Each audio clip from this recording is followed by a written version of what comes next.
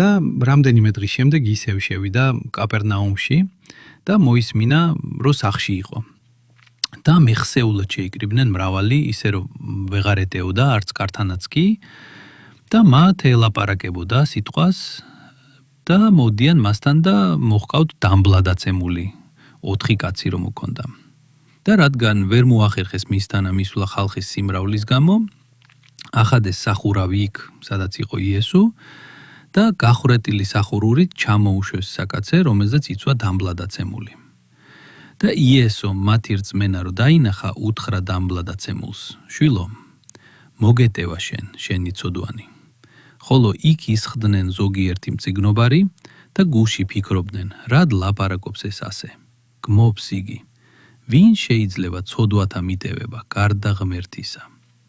და მეხსეულად შეიცნო იესო, რომ ასე ფიქრობდნენ გულში და უთხრა მათ, რად ფიქრობთ ეგრე გულებში, რა უფრო ადვილია, თქვა დამბლადაცემულს, მოგეტევა შენი ცოდვები, თუ თქვა, ადექი აიღე საწოლი და იარე. მაგრამ რომ იცოდეთ, რომ ძე კაცისა ხელისუფლება აქვს ქვეყანაზე, ცოდვათა მისატევებლად ეუნება დამბლადაცემულს, შენ გეუბნები ადექი აიღე შენი საწოლი და წადი შენ სახლში და იგი მეხსეულად წამოდგა, აიღო თავისი საწოლი და გამოვიდა ყველას წინაშე, ის და უთხრა მათ. ათ წაგეკითხავთ,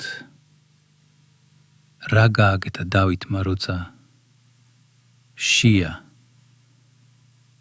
და ისინი ვინც მასთან იყვნენ. როგორ შევიდა იგი ღმერთის სახლში აბიათარ მღვდელმთავრის დროს და ჭამა წმიდა პურები, რომლებიც არავის ჰქონდა ნება ეჯამა გარდა მღვდლებისა და მისცა მათთან მყოფთაც და უთხრა მათ. შაბათი ადამიანის გამო შეიქმნა და არა ადამიანის შაბათის გამო. მაშა სადამე, ძე კაცისა ბატონია შაბათზეც.